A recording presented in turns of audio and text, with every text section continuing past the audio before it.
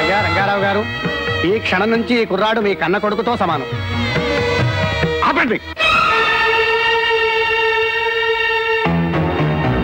ఏమిటి తతంగం? తతంగం కాదు, పుణ్యకార్యం, దత్తత స్వీకారం.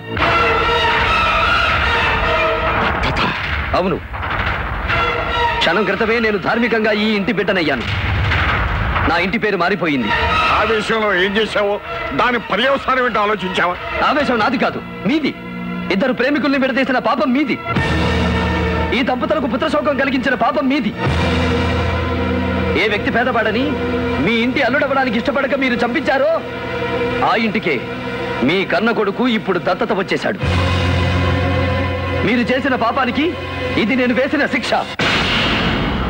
ఇది భారత రాజ్యాంగంలో రాసి ఉండకపోవచ్చు, భారత శిక్షా స్మృతిలో అచ్చే ఉండకపోవచ్చు, భారత న్యాయశాస్త్రంలో ఏ పేజీలోనూ దొరకపోవచ్చు. కర్మను నమ్మే ఈ పుణ్యభూమిలో ముక్కోటి దేవతల సాక్షిగా చెబుతున్నాను, ఈ రోజు నుంచి నేను నీ వంశానికి కాదు, ఈ వంశానికి ఒక్కడిని.